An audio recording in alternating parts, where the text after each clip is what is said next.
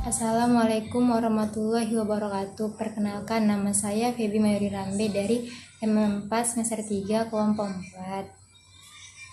Nah, di sini saya akan menjelaskan pengertian pendekatan pemodelan matematika. Nah, seperti yang kita ketahui, matematika adalah merupakan suatu ilmu yang mempunyai banyak sekali penerapannya, seperti dalam bidang matematika, dalam bidang fisika, dalam bidang biologi, dalam bidang teknik, ataupun dalam bidang lainnya.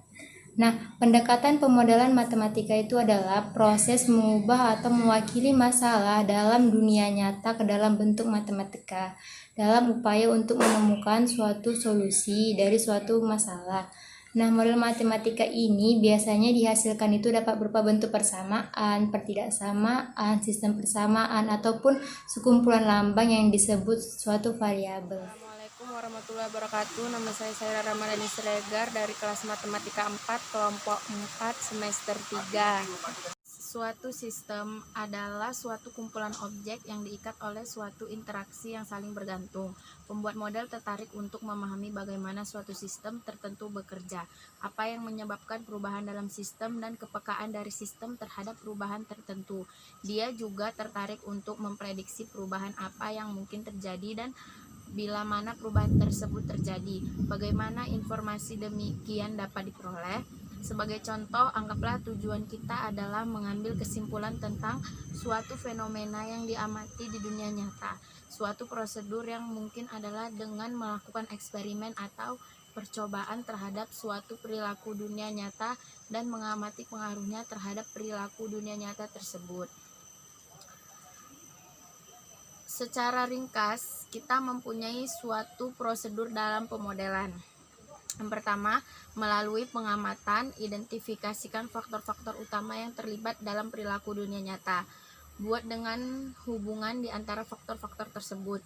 Terapkan analisis matematika ke model yang terjadi. Dan yang terakhir, interpretasikan kesimpulan matematis dalam masalah dunia nyata. Assalamualaikum warahmatullahi wabarakatuh. Nama saya Nur Indah Puji Lestari. Saya dari kelas Matematika 4 semester 7 dan saya dari kelompok 4. Di sini saya akan menjelaskan tentang proses pemodelan. Baiklah, sekarang saya akan menjelaskan tentang proses pemodelan. Secara sederhana, model matematika dapat didefinisikan sebagai suatu konstruksi matematis yang didesain untuk mempelajari suatu fenomena tertentu di dunia nyata.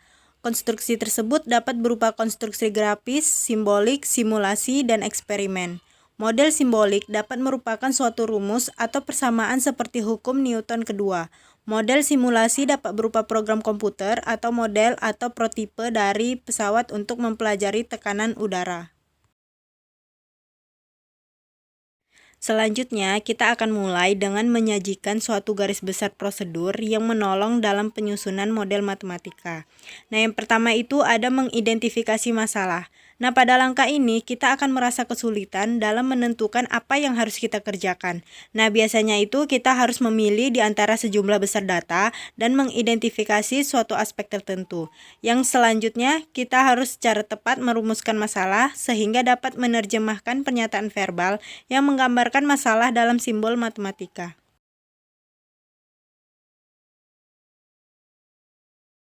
Selanjutnya, yang kedua ada membuat asumsi. Nah, di sini kita dapat menyederhanakan masalah dengan mengurangi sejumlah faktor yang dipertimbangkan.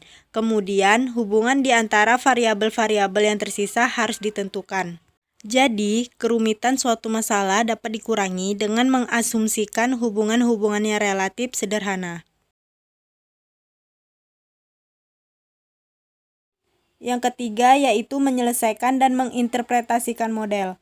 Pada langkah ini, kita tidak dapat menemukan penyelesaian model atau tidak dapat menginterpretasikan model. Maka itu, kita harus kembali ke langkah 2 untuk membuat asumsi tambahan untuk menyederhanakan. Atau bahkan kita harus kembali ke langkah 1 untuk mendefinisikan kembali masalah. Yang keempat yaitu memeriksa kebenaran model. Sebelum kita menggunakan model, kita harus menguji model tersebut. Ada beberapa pertanyaan yang dapat diajukan sebelum kita melaksanakan pengumpulan data.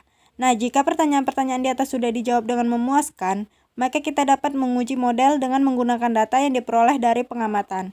Melalui data-data yang dikumpulkan, kita diyakinkan bahwa model kita masuk akal.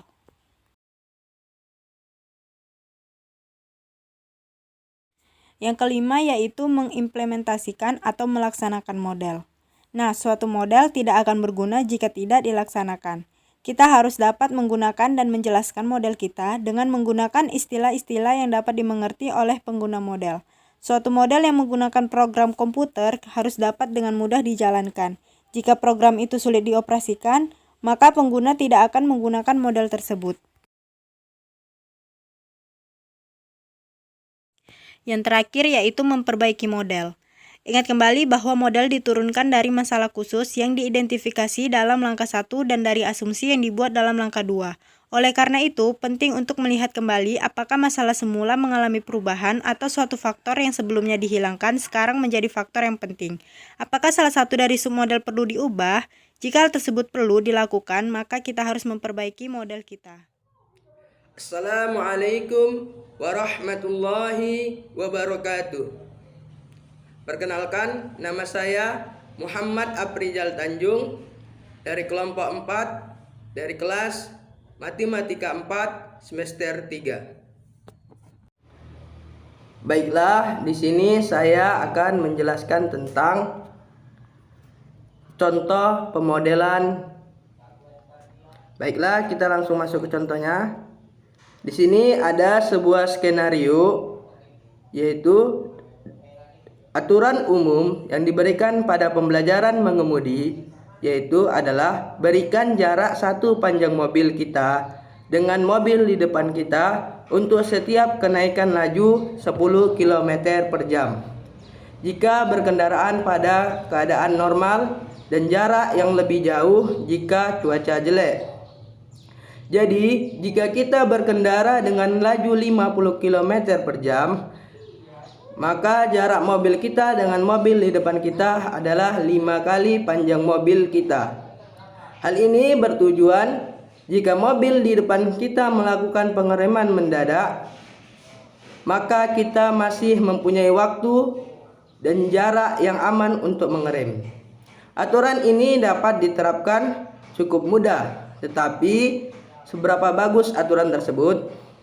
Untuk membuat metode dari skenario di atas, hal yang pertama yang kita lakukan adalah tujuan kita. Tujuan kita adalah untuk menguji aturan tersebut dan menyarankan aturan yang lain apabila aturan tersebut gagal. Hal selanjutnya yang kita lakukan adalah mengidentifikasi masalah. Pernyataan masalah seberapa bagus aturan ini merupakan pernyataan yang samar atau tidak jelas. Kita perlu menyatakan suatu masalah secara lebih khusus atau menanyakan suatu pertanyaan yang jawabannya akan membantu kita untuk mencapai tujuan kita. Langkah selanjutnya adalah membuat asumsi. Asumsi kita seperti jarak total untuk berhenti sama dengan jarak reaksi tambah jarak pengereman. Jarak reaksi adalah jarak yang ditempuh kendaraan dari saat pengemudi merasa perlu untuk berhenti sampai saat menginjak pedal rem. Jarak pengereman adalah jarak yang ditempuh oleh kendaraan pada saat pengemudi menginjak pedal rem sampai kendaraan berhenti. Hal selanjutnya adalah membuat rincian dari submodel, yaitu dari jarak reaksi dan jarak pengereman. Submodel dari jarak reaksi dan jarak pengereman adalah kumpulan dari banyaknya variabel, tetapi di sini kita hanya perlu memasukkan variabel-variabel pentingnya saja, dan hanya perlu memasukkan 2 seperti ini, yaitu jarak reaksi sama dengan F dalam kurung waktu respon dan laju. Waktu respon merupakan waktu dari saat pengemudi menyentuh pedal rem sampai rem mulai bekerja dan bergantung kepada pengemudi, misalnya daya refleks, kewaspadaan, dan daya penglihatan. sedangkan laju adalah kecepatan mobil. Submodel yang kedua yaitu jarak pengereman, dan yang merupakan juga dari gabungan beberapa variabel seperti berat dan laju. Berat dan laju merupakan variabel yang penting sehingga hanya dua variabel ini yang bisa dimasukkan. Walaupun ada banyak variabel seperti kondisi jalan, keadaan ban, dan cuaca. Setelah kita menyusun submodel kita, selanjutnya marilah kita diskusikan secara singkat 3 langkah terakhir dalam proses permodelan.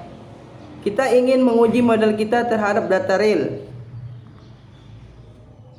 Apakah dugaan yang dihasilkan oleh model sesuai dengan situasi real berkendaraan? Jika tidak, kita harus menilai asumsi-asumsi kita dan mungkin menyusun kembali salah satu atau kedua submodel kita.